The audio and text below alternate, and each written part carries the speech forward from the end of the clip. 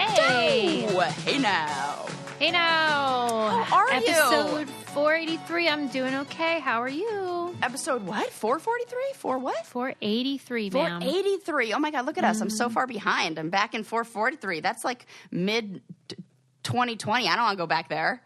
I know. I was charting out like when our 500th episode would be. Oh, when is it? Let's see. It's March 15th.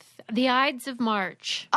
I got that question right on a recent Jeopardy episode. Oh my God. Oh, did we even talk about Alex Trebek? No, we did not. I can't believe we didn't. How are you coping? I'm not. Barely. Oh, are you so sad? I did not realize how sad I was until... So, Ren and I got really into Jeopardy. Oh, I know. As you can remember. And then we watched every single episode. And some of them we watched twice because, you know, we got to learn. And they do say that you get better at Jeopardy by playing Jeopardy. And watching Jeopardy. So we had to study, Right. you know, for... the 0% chance we'll ever make it on there. However, we did play with Alexa, like on the Amazon thing, and we got a perfect score. Wow. That's never happened to us before. Do you think it's the team element, or like do you think you would for do sure. as well? Okay. Absolutely not. So we, Two that's heads why are better than one. That's why we can't go on Jeopardy, because we can't both be there. You're not allowed to have a team. You're not allowed to go in partners. I'd be like, no, I got this one. And we also kind of like cheat because we'll say, Alexa, can you repeat the question? It gives us a little bit of a time to pause and think. Unconventional. Yeah, right? We're working the system. You know, work smarter, not harder. We should actually get points for that. So, yeah. Okay, so we're you know, on this big Jeopardy kick, and then we watched all the episodes, so then there was nothing for a long time. And then in that time... he passed away. Yeah. And it was we were like, it was like Mr. Rogers feelings. Yeah. You know? Well, and it seemed like physically he really didn't deteriorate. There was really no obvious signs of his ill health. So it just seemed like it couldn't be true. Yeah. And just hearing, you know, him it was, and there were some really special... like times in the last few seasons, like in the last seasons where like there since was his diagnosis. Yeah, just really special moments that, and they put those episodes on. Like there was one tournament, I think it was, I don't know if it was a teacher's tournament, but there was a woman who won, and like her dream was to like make it on Jeopardy and get a certain amount of points, and then and she got. And she had at the time a terminal cancer diagnosis, and this was her like dying wish. And she went on there, and she won. And then they dedicated the season to her, and then they had a tournament of champions that's on Jeopardy right now, and they're all wearing like ribbons to support her. And then you hear Alex Trebek is wearing the ribbon. It's impossible not to cry. It's an emotional. Really Jeopardy sweet. has become an emotional roller coaster for us, and we are totally like. Enjoying the ride, but yes, it was just, you know, more just grieving. There was just a lot of loss, you know, and it was just like a lot of processing of, you know, feelings of like, oh, things are different, you know? It seems like he began to symbolize decency and truth and... Yes, facts. and learning and all these good things that we miss right now. Yes. And he's so elegant, too. Oh, and who's going to pronounce genre? That's how he says genre. And it's the What's best. your favorite category? My favorite ones are what are they called? This, then that, or it's like the one where they do the mashup of two things. I love those. And it takes me a little bit to get them. Yeah. And then I also love like the double letters or ones where it's like double O's or double consonants or something like that. And I like that. And then, you know, it's real funny because like Ren and I have realized that you have to master the categories. And so our trick is, and so we kind of like think, okay, how do the people who played Jeopardy, what are their techniques? What do we think that they're doing? Yeah. We're like strategizing. This is what happened when sports wasn't on. And my boyfriend who got second place in his fantasy football team and is really good at analyzing sports and stuff, he didn't have that to do. So he was like analyzing Jeopardy player techniques. He's like, okay, it's the trigger, and it's like, I think there's a book on Jeopardy. I definitely am going to get that for him next gifting cycle. Well, who's your vote for the next host? Oh, the black woman from Canada. I don't know her. Oh, yeah, I think she's from Canada. I just know that a lot of people are rooting for LeVar Burton, which would be cute. Oh, I changed my mind. Him. I didn't even know he was on. I didn't even know. There's like a thing you can sign.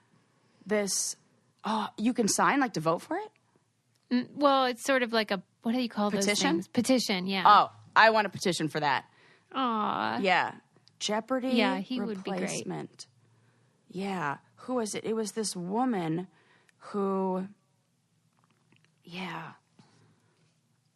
and I can't remember what her name was, but she's... I vaguely remember she's a radio host. Laura... Okay, and was that the one that Alex said he wanted? Yes.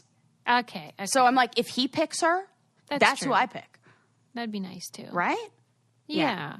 But I did not like Ken Jennings. I do not like Ken Jennings in general. Period. Why don't you like him? Because of his stupid tweets and just because he gives me the creep vibe. I agree. He gives me the I make inappropriate comments about young girls vibe. Wow. I don't know that he did anything, but I just feel like, and I'm not talking young girls, but I'm talking if there's like a 17-year-old, he's thinking she's cute and doesn't see a problem. Oh my God. There's no evidence to support this. Zero. I support it anyway. I'm saying he looks at that and says that, which is not even that terrible to say, considering Match.com and their studies said that the men prefer their ideal age is 18. So that's I'm like saying 1 year, 3 months younger than that. It's not like I'm making a real controversial statement over here. I think. Well, it's controversial because there's no reason to believe he's a creep. Well, his tweets indicate that.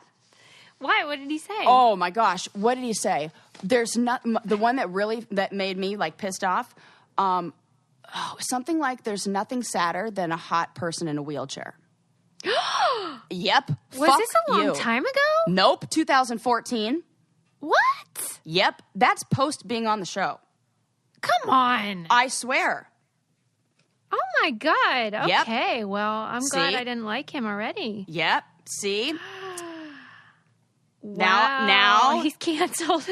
Yes, now. And he had Ken Jennings tweets. I'm going to Google it right now. Yeah. This is crazy. Yeah. Stumbles into controversy. Oh, yeah. Stumbles. Yeah. Stumbles. Like he accidentally fell there. Yeah. What the fuck? Also, who's the Bean Dad? Oh, my God. I will be talking about it on the next episode. What? The Bean Dad. Apparently, Ken Jennings came to the defense of the Bean Dad. Yes, don't ruin it. I'm so excited to talk. Oh, my God. None of this is stuff that I had planned to talk about. Who's Bean Dad? Oh, my God. Well, you know what? This is an excellent segue into something that I did want to talk about that happens to be related to beans. Okay. Well, let me do this then. Yes. Before you talk about beans, let's talk about recipes that include beans from HelloFresh. Please, let's. Oh, man. Okay. I love a simple meal. I don't want to think about anything right now.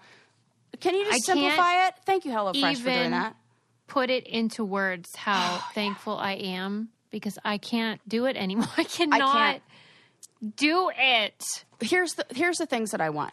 I don't want to think about what I'm going to make. I would, please God, can I get a little variety? Because I can't be making the same 4 meals every day. I can't be planning meals. I can't be going to the grocery store. I don't want to clean up like crazy afterwards. No. And I love a bag that I can put everything in.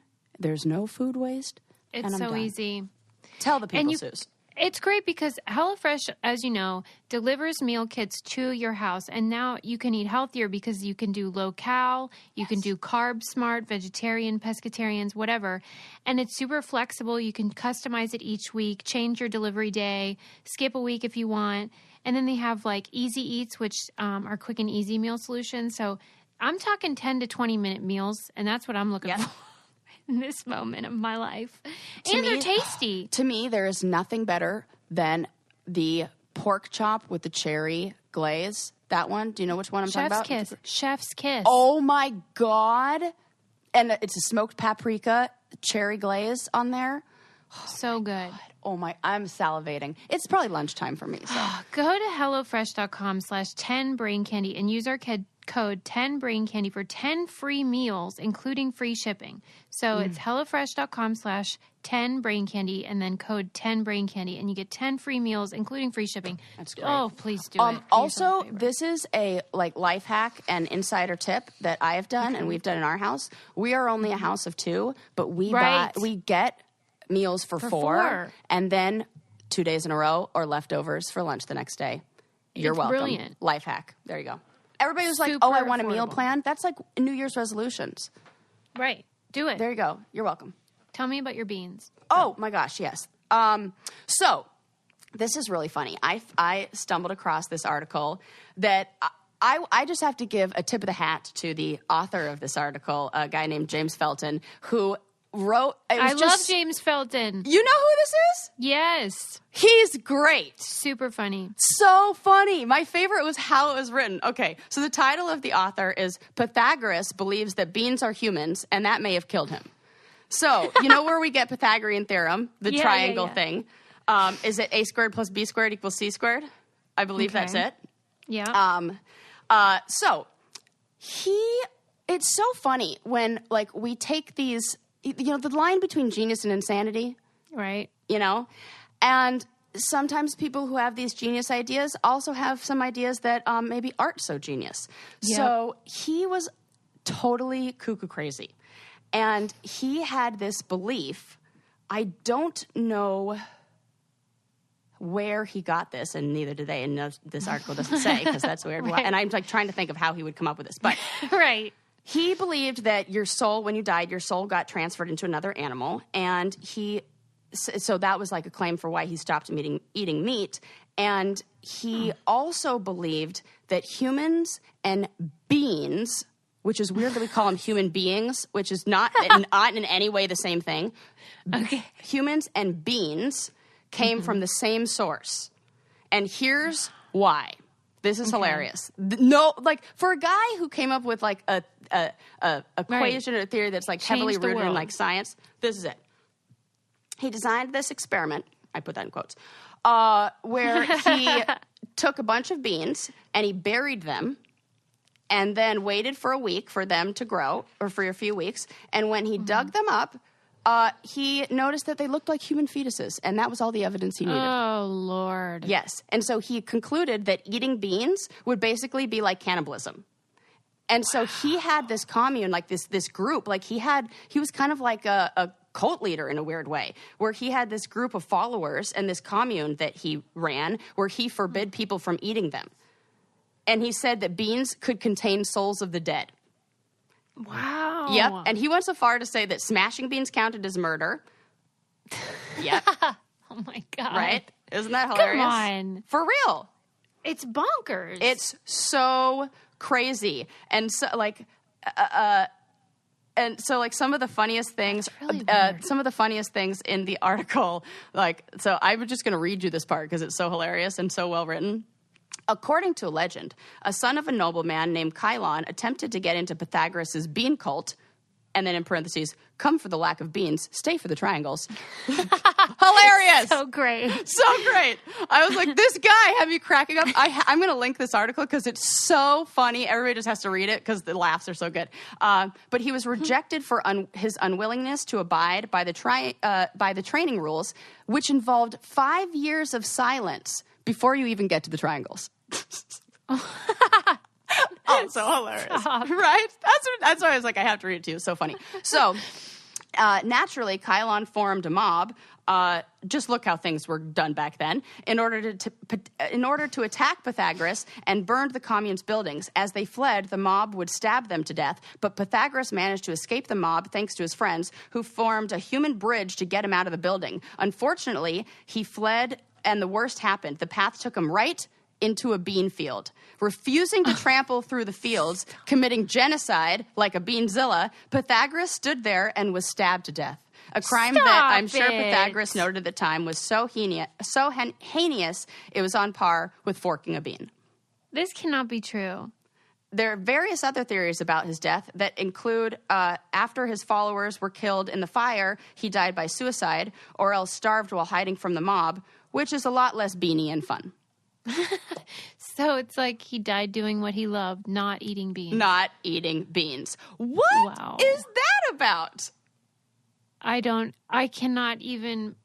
Do you think that he really was not smart and it was like the broken clock thing where he just got one thing right?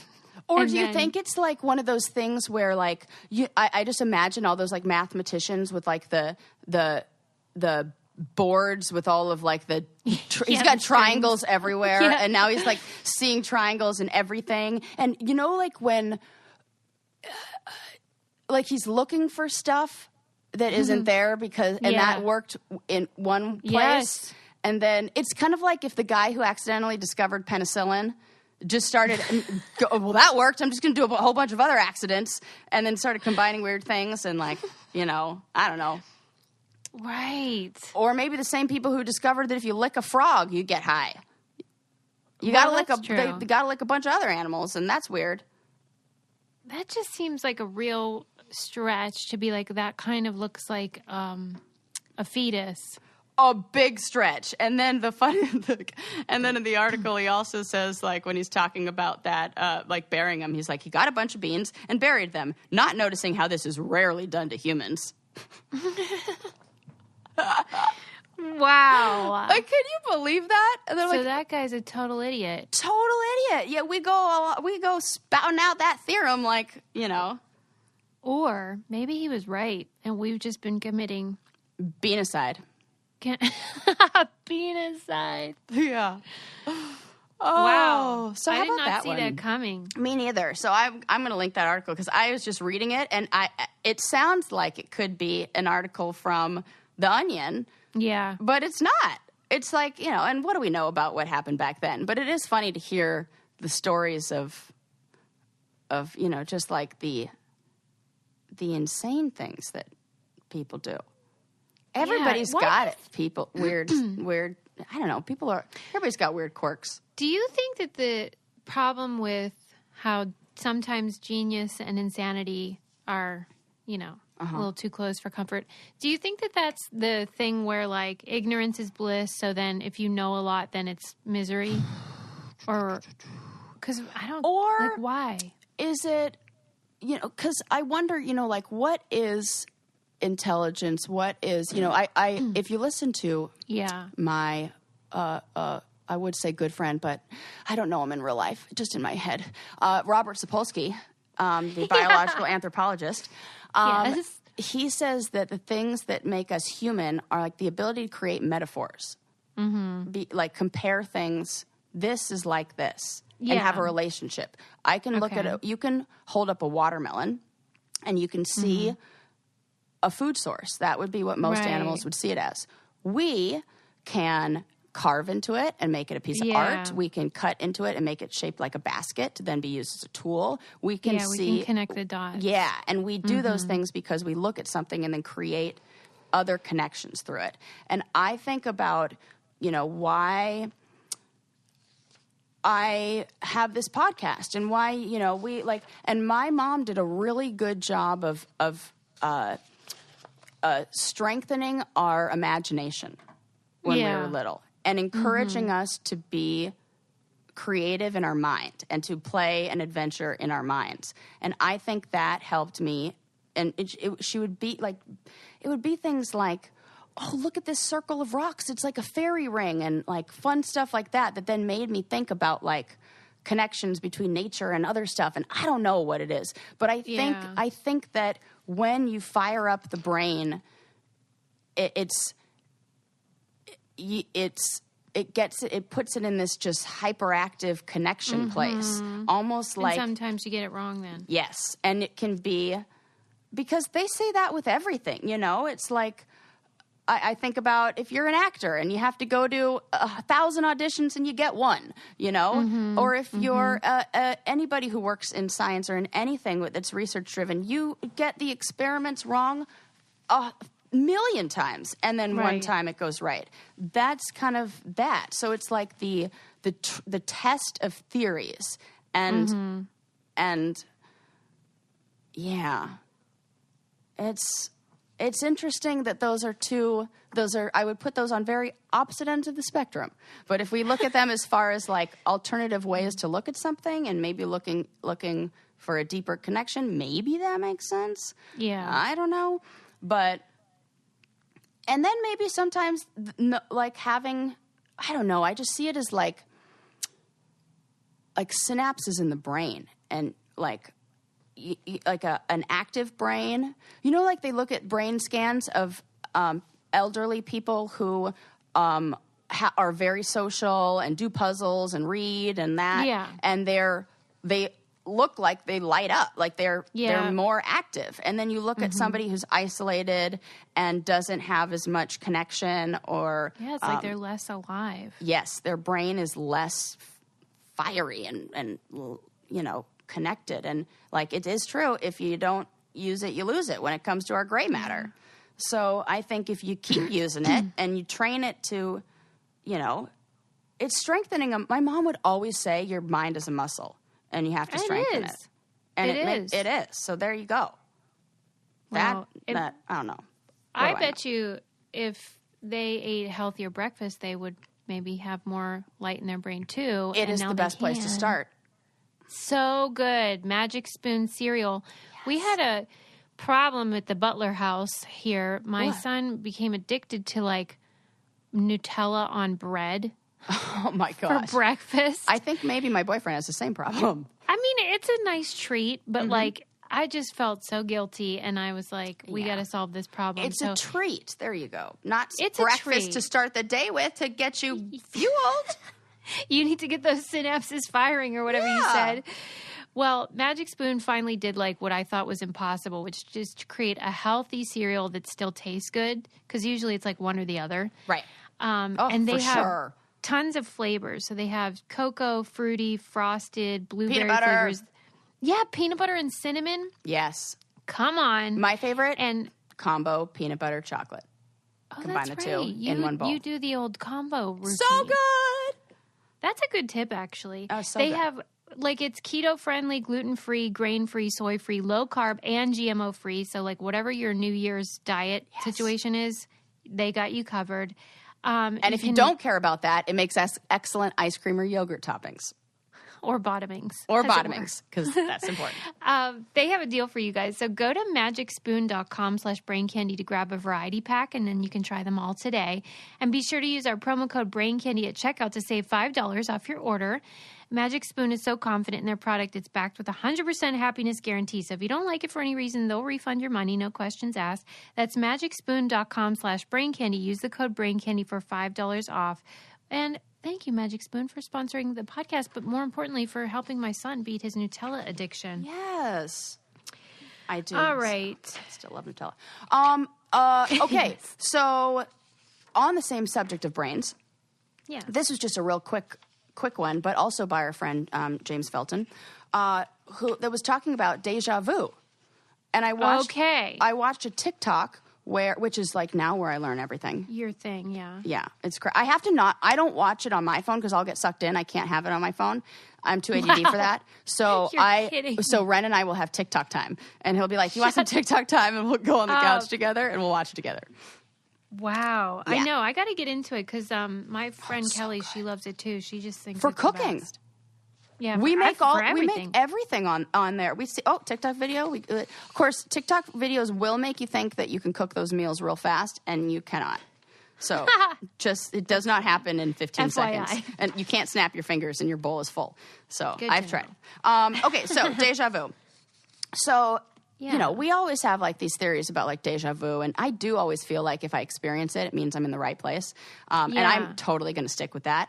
But there is a doctor who was on TikTok and he explained it real quick with one of the more now accepted theories, and because it is just a theory. Tell me. And he says it's a glitch in your brain.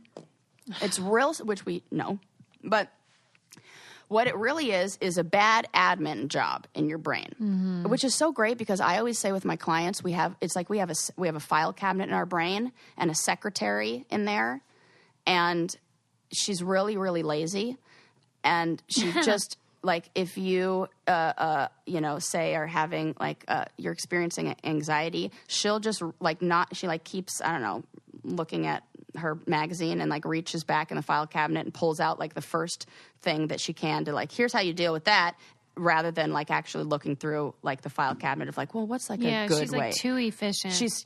And so sometimes she's bad at sorting things. And so what happens when you are experiencing deja vu is simply when a short-term memory is accidentally stored in the long-term memory place in your brain. Short-term, okay. And it feels like it's happened before because our brain is telling us that it's an old memory. But it's what? A new memory. So what happens is we receive information and the secretary in our brain decides where to file it. Am I going to put it in short-term, or am I going to put this in long-term? And then other things we do to strengthen those long-term memories. And when things that are information that we normally shouldn't be putting in long-term memory, like information about our environment or just where we are, that's more what do they call that? Peripheral details. That is usually that we don't store that in long-term memory.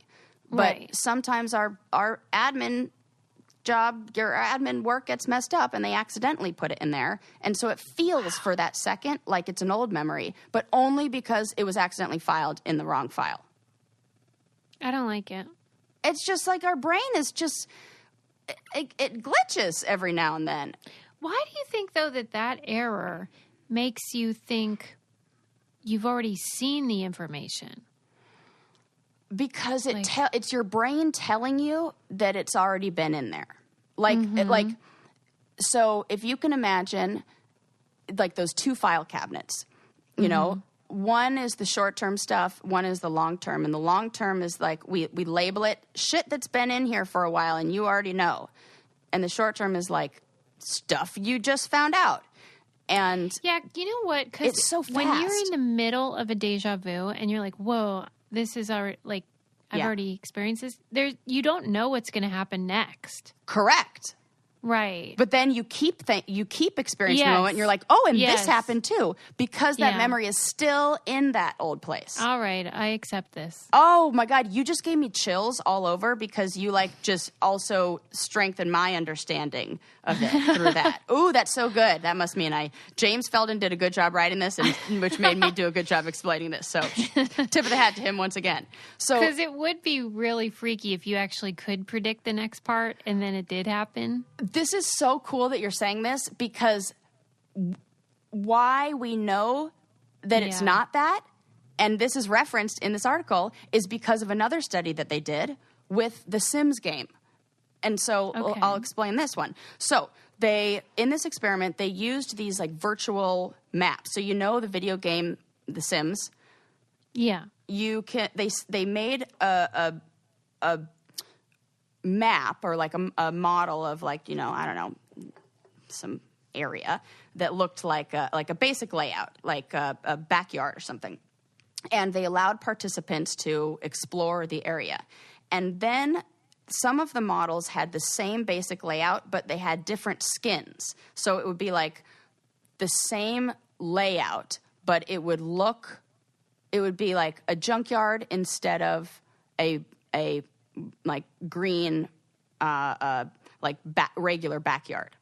But it would be the same layout, the same, it looked very similar. The walls were in the same place. So when the participants like went around the environment that they've already been through before, but it was under a different skin, they were more likely to report a sense of deja vu. So their brain says, oh, I've been here before, but it looks similar. Right. And so the study looked at whether the sense of deja vu would actually help participants navigate their way around the maze, and it didn't. So that says that it's exactly what you're saying. It doesn't teach us information about the future, or else you would know where to go. We have the feeling, but they didn't know where to go. Yeah, it doesn't increase predictions. Yeah. And so yes. So we piece that together, and so and so there are some other theories that like involve memory, but the Sims experiment, it just showed that like it's more of a memory problem of where we encode it, and we can't quite like recall the previous memory because it didn't live there before, right? And so that is that. Don't you wish it was real, though? Anyway. Yes. Oh, righty. What else do I have to tell you about? Told you about some beans. Told you about... I told you about some beans. Yep. Oh, my gosh. Another crazy one. What? Okay. Did you hear a few weeks back about the man who was hospitalized because he covered his mouth and his nose when he sneezed? No. Can you believe that? What? Yes. Hold on a minute. Let me think about this. Yep. Tell me what happened. Oh, my gosh. It's so... Oh, my God. And then, like, the title of the medical journal, the case report... is like why did they do this? That was unnecessary. They called it snap, crackle, and pop when sneezing leads to a cracking in the neck. Yes. So the man showed up in the emergency room after he had pinched his nose and held his mouth closed when he sneezed. And when he did that, so it wasn't, people think that like, oh my God, your brain's going to explode, or like there's like an urban legend that your eyeballs are going to pop out of your head. Yeah. Don't worry, I'll explain later why that can't happen. Okay. And so he held his mouth closed and he sneezed. This is so terrifying because I hold my nose when I sneeze. Yeah. I read this and I'm like, oh my God, my mom always told me not to do that. And she was right. So, okay. Well, I mean, that's nice of you though, because nobody wants your spittle, on them. Yeah, and my brother told me, because I'm grossed out about, I'm worried that it's going to like shoot out my nose, but my brother told me that if you say the word achoo while you sneeze, you pretty much eliminate the it coming out of your nose. So what happens, and this is what happened to him. So he experienced, when he sneezed and did that, he experienced a popping sensation in his neck. So what happened, and so he said it got worse, and he experienced painful swallowing, and then he experienced a change in his voice. And what happened is that his neck down to his rib cage made it like this popping and cracking noise that meant he had air bubbles that were deep inside his tissues and his muscles. Yep. Oh my gosh. What? Yeah. No, I'm only laughing because this article is written again by the same guy. I must have just clicked on all of his articles. He's great. And he said, it says, or they were harboring 2/3 of the Kellogg's Rice Krispie trio inside his chest cavity. That's so funny. How could I not laugh? So that's awful. Though. Oh, Lord. Yeah. So what happened is like all of that cavity filled and the tissues filled with air, and it sent like the pressure like through his soft tissue, and it ruptured the back of his neck. Wow. And usually that's caused by like blunt force trauma and sometimes even like vomiting and extreme coughing. But, luckily he was able to recover, but he had to be put on feeding tubes and like antibiotics just like as a precaution. But, yeah. Did you say it ruptured his neck? Yeah, that's what it says. Like, what does that mean? It says, it said during the act of suppressing his sneeze, he had ruptured the back of his neck. It's a scan of the soft tissue. So like rupturing the soft tissue in the back of your neck.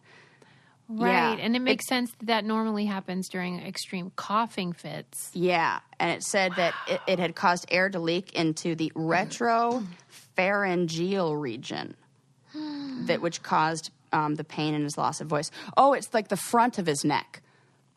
Almost like the front, like soft tissue, like around like your vocal cords and like all the. Oh my God, a rupture! It's like that means like it like broke through. So he was like, yeah, definitely, don't do that. Well, it's weird though because you would think that would happen more frequently, given that we all sneeze all the time. You would think.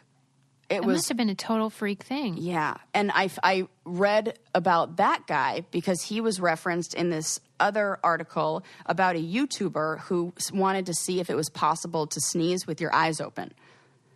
Because there's the urban legend that it will make your eyes pop out of. Well, because it isn't possible, right? It is not. And you can feel safe about that. And the reason why it's not possible is because there isn't the ability to build up pressure back there. The reason why that happened in the neck is because the air had nowhere to go, and you can't build up the pressure of the air back there.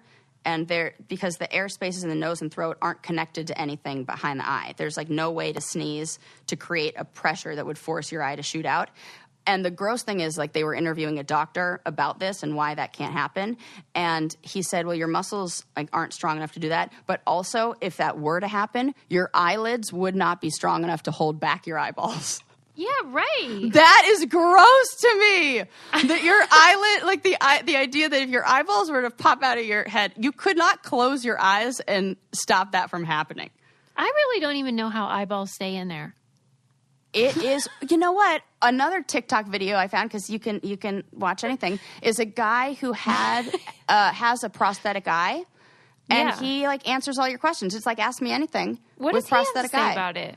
He talks about taking it out and cleaning it, and people are like, "What would it feel like if you touched it?" And he tried, and he's like, "Oh, it feels like burning." And I was like, don't do that."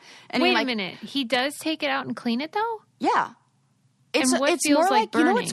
Because people said, what does it feel like to touch the skin behind there? Oh, okay. Because what it looks like is it's almost like it's not like a whole eyeball. It's not like he had this guy in particular on YouTube doesn't have an empty eye socket.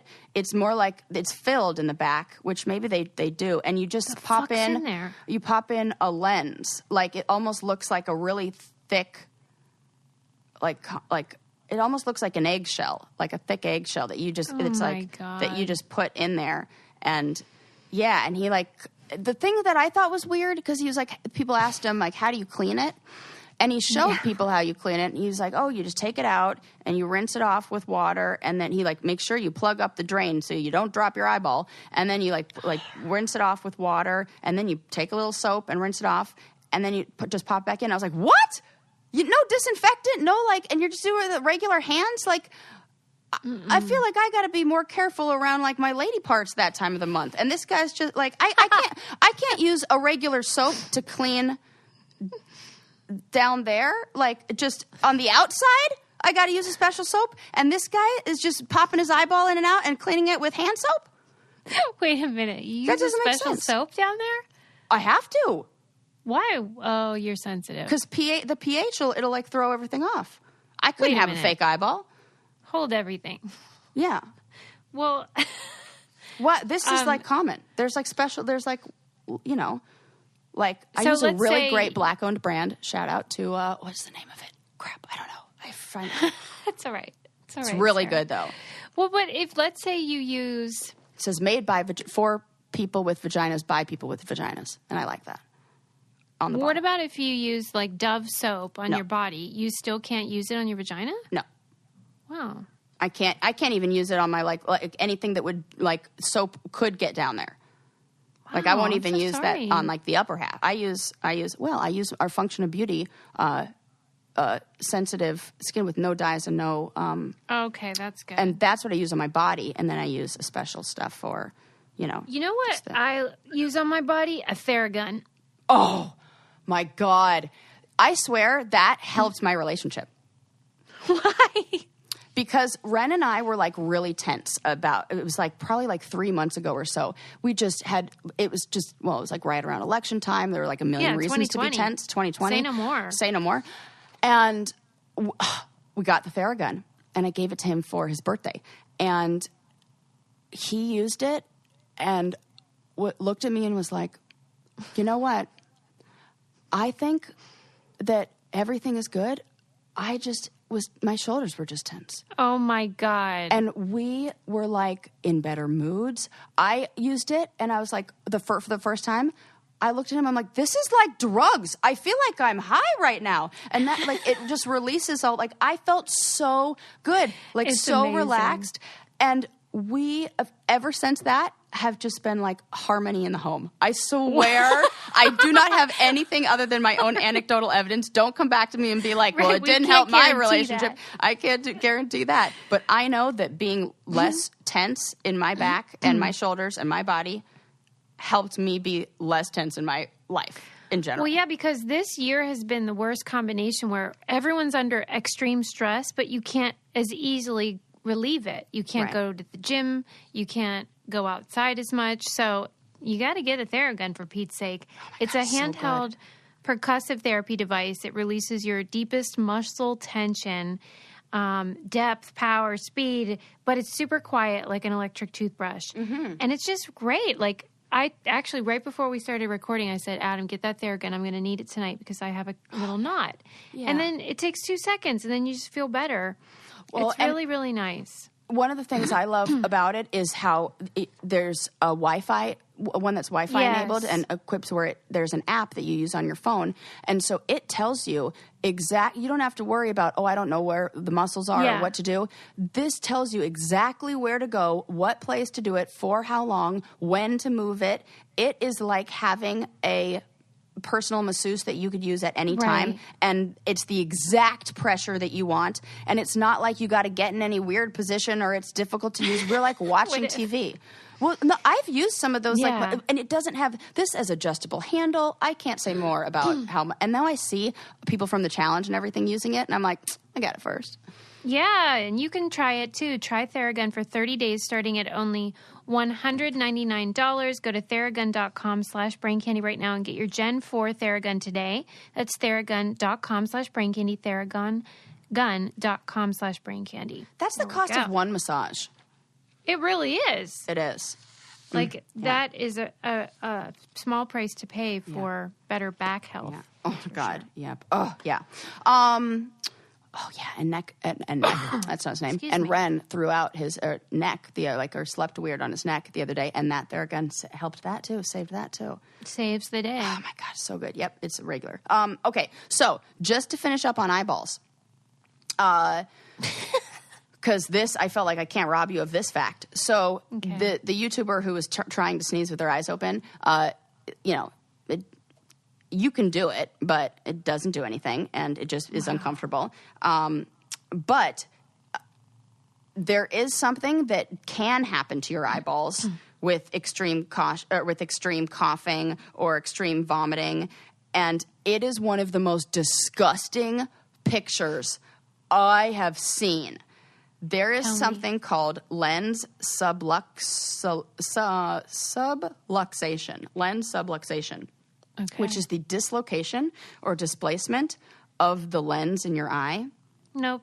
Yep. Susie, I'm going to send you this picture just so you can react. Because you have to. You've done this to me. I have. It's only fair. And then people can be like, I just like seeing your reaction, hearing your reaction to it. It's so... Oh, and also it tells you what's going on beneath your iris. Imagine if the pupil of your eye, like a contact lens, just slipped away. This can't, I don't even understand. Do you see how it's like that lens the pupil that should be in the middle, Lord. And then behind that you can see the muscles in the eye? So that is horrific. Do not try to do that. Don't cover your nose. You don't just be careful. Stop being weird. Stop. Just don't be weird. Just say a chew. The end. Yeah, problem solved. Problem solved. We had just the answer in kindergarten. Right. And in all the cartoons that we've ever seen. Oh, my God. So many Freudian slips. But not really Freudian, just regular Eyeballs slips. are so tender and juicy, and I don't understand how we keep them so safe. It is weird. You know what's weird is, I have really, really light-ish eyes, light enough eyes. And Ren has dark brown eyes, and we see very differently in different light. You mean... I can see well in the dark, and he sees well in... I can't go in really, really bright light. Yeah. I'm like, I can't even open my eyes. Like, what's the problem? Like, I can't. Like, when we're in the typical? ocean. I don't know. I don't know if it's just me. It's because I do have, genetic predisposition to macular degeneration. But I learned with my 23andMe test.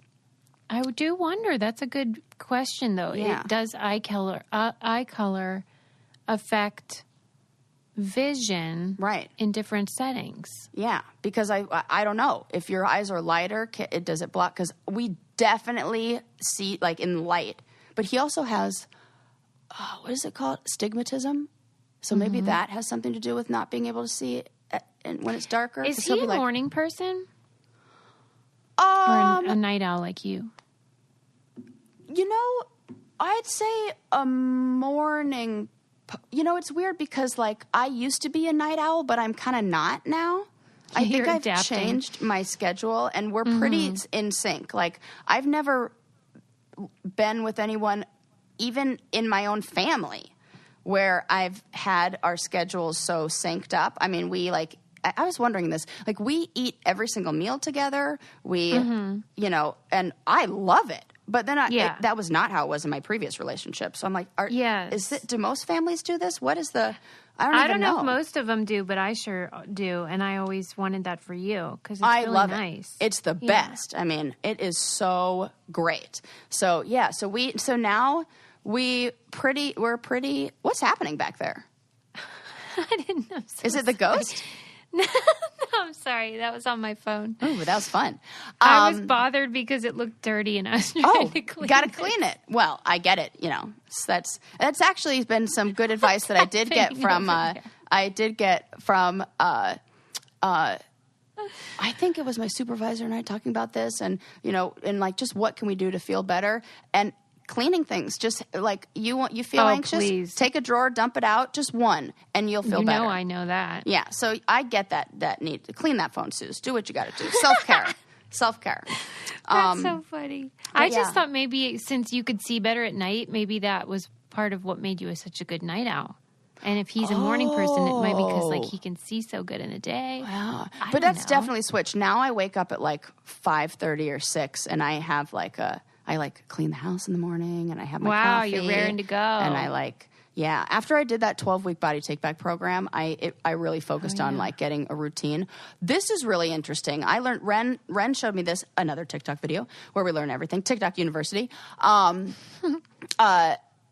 it was on sleep and why it's important to have a normal sleep cycle and sleep, stick with your circadian rhythm. Yeah. So humans are, at least according to this TikTok doctor, really like one of the only animals that doesn't keep a regular sleep cycle, that goes, oh, it's nighttime, I got to go to bed. We can control that, or that fluctuates more for us. And we're not as controlled by that. So what happened, but we, our social lives and technology and all that has evolved way faster than our brain and our old animal, what we're supposed to do, whatever you call it, biological instincts and stuff like that. So what happens is if we are on if our circadian rhythm tells us that we need to go to bed at 10:30 every night, and that's what we're used to doing, and we stay up past 10:30, what it does is it tells our brain, you're in danger. The only reason why, because that's the only reason why an animal would not go to sleep, is if there was a threat and he needed to stay up to make sure he was safe. So what we do when we skip that time and when we are thrown off that schedule and we stay up, our body tells us, well, fuck, there's some danger. And so it makes it more difficult to go to bed. And then you know how it, like, the later you stay up, it's like you feel that, like, adrenaline feeling. Yeah. That's your body saying you're in danger. Their only reason awful. Isn't that awful? It made so much sense when he showed me that. He's like, "This is you." Because you know how, like, when you have insomnia and you're like up all night, and you just don't feel sleepy at all. But then the next day, boy, do you feel tired. Right. Why do I feel tired in the day then? Why can't it be in survival mode? It's the same as, like, have you ever had, the only thing I can relate it to is, like, when I was rock climbing once and it was the first time I was, like, lead climbing. I was so scared. And I was on such an adrenaline high that when I finished and I got back down, I instantly fell asleep. Mm-hmm. Right there. It was like the adrenaline crash, and then your body has to recuperate. So there's a limit on it. There's a limit. So our bodies the next day are saying, I am drained. You have got to let me repair because I fully had an adrenaline dump that I got to, like. And so, when I've had that feeling before, and I kind of, like, put all the dots together when I saw this video. My mom, this was when I was in grad school, I had that feeling because I couldn't go to bed, and then I'd get all wired up. And my mom was like, you need to run. You need to just go put on your shoes and go run around the block. And I would do that, and I would come back, and I would feel so good, and I'd fall asleep. And what that showed, what I put together after seeing that TikTok, it's kind of like what happens, with anxiety and stress. There's an external stressor, and it creates a adrenaline response in us, and we don't do anything with that. It's kind of like, the animal on the plane sees the lion. It says the adrenaline pops up and says, you got to run, and then the gazelle takes off running, and then the adrenaline works out through that running, and then he's fine afterwards. If we're like, the adrenaline gets all built up in there, but there's no way to work that out, it just creates anxiety and worry and stress and ruminating thought. That's anxiety. That's where that comes from, is we can't work it out. Excuse me. I've been struggling with it so much that I wanted to read this book. It's called Nerve, and it's about the science of fear. Because even though it's anxiety that I have, what it feels like a lot is fear, because it's like a racing heart. Yes. I mean, it's all the same chemicals and stuff. It is. That is it. And it's what you always talk about in how we've evolved. We don't have to run away from bears usually now, but the stress and whatever still simulates that same. Yeah. Yep. And you're still going to have the same, because they're yeah. I can imagine it. This, like, analogy just popped in my head. I don't even know if it works, but I think it will. If you had one of those cars that had, like, that are, like, souped up and have, like, the nitrous oxide boost, and like they're like race car drivers, and they're like racing, and then they get it up to a certain RPM, and then they hit the NOS or whatever it is, nitrous oxide, and then it goes like vroom. If you just kept hitting that, it would break the car. If you that car, it only works when it's like at a certain RPM, or it'll blow the engine out. Like, that's it. Like, you gotta rest. If we're just always pressing that, it'll like fuck us up. So it's annoying though how your brain, like, malfunctions kind of, though, because the dumbest stuff. Like, even if my garbage can is too full, I'm not kidding you. Like, it's over the top. And I'm like, why am I anxious about a full garbage can? Come on, Sue. Well, what that is your brain is seeking places. What our brain is dying to do. It's like we're holding, you can imagine it like we feel these feelings of anxiety. And imagine it as like holding a huge, like heap of garbage. Like, you're holding this like big like armful of anxiety. It's like just like all this like I don't know, imagine it like, I almost see it as like if you were to take out like a VHS or like one of those, I know you have to be alive when VHSs and cassette tapes were there, and you were to take out the ribbon of that, that stuff, like the film, like it's all tangled and all bunched up. I always imagine that's what like anxiety looks like. And I got this big bundle of it, and I'm carrying it around. Your brain is dying to unload that, dying to get rid of that. So what it does is it looks for boxes around. And it's like, I gotta put this in one. I gotta put this one in the box. And the first box you see is the garbage disposal. And so you're like, that's it. And you dump it all in there. And it's like, fuck, it doesn't all fit in there. And that's not actually where this needs to go or where this comes from. You're looking for where this all came from. Where did this come from? What's the box this fits in? Doesn't fit in the garbage disposal box. Now I'm still carrying it around. So what we have to do is we have to trace it back and like trace it down to what is the real source. And if we can, so you're able to identify, it's fear. What am I fearful about? There's a whole shit ton to be fearful about. So if we address what the real big box is, which is we're in a pandemic, that we don't like, we're fighting an invisible war, like we don't know what's going on politically, there's so much shit. That's the real box. But it's harder to see that box when you're inside of it, and it's like can't even recognize it. You're like, I just gotta put this shit down. So it's like that's what therapists help you do is let's untangle that.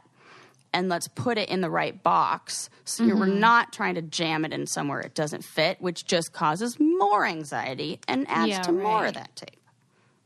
Yeah, and I think so many people are dealing with that. So I'm available.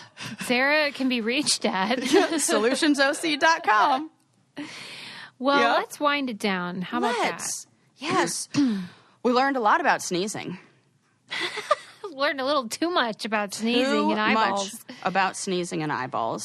We learned that Pythagoras is a kind of Looney Tune.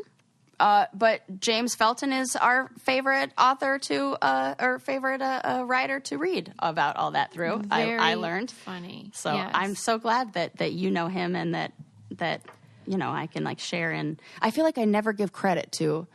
You always do that, and I love that. We you give credit decided to the authors. That Ken Jennings is a total creep without any evidence of it. Zero, but we're fine with that. Zero. It's a theory, and I have a bunch of those. So and Deja Vu isn't really that exotic. Just like bad brain sorting, but that's okay. Right. It means our that secretary's you a lazy ass. You need to give her a little kick in the butt and teach her where to put things. Actually, you can't. She's just going to be lazy sometimes. It's fine. We're just going to hope for LeVar Burton to take over. I'm going to sign that petition. Yeah, that's nice. He would be really good. The best. Don't forget to subscribe, you guys. Yeah. And have you joined our book club yet? I love those book clubs. Oh, my gosh. Good reminder. Yes. Yeah. Because, you could do it at any price. If you just, love listening to us on the podcast, wouldn't it be fun to talk to us IRL? I mean, not in real life, but in real time. Zoom life, and Zoom life, which is life now, pretty much. And you can come join us. It's so much fun, and you get to pick your price and also learn and also laugh and sometimes cry, but mostly me crying. Yeah, it's really special. I'm really proud of the book club. Yeah, it really is. It's good stuff. Can't wait. All right, friends. People. We'll see you next time. Bye. Bye. Hey guys, if you're enjoying this podcast, try giving my podcast, Miraculous Mamas, a listen. Miraculous Mamas is a safe and inclusive place for you to find a huge amount of educational and relatable information about childbirth and parenting with absolutely everything in between. Each week we discuss important topics, share great resources, hear from experts, and listen to birth stories, all in an effort to bring you reassuring and informative experiences so that you know that you are not alone. That's all on Miraculous Mamas podcast. Look for the podcast link in the show notes or simply search for Miraculous Mamas on your podcast app.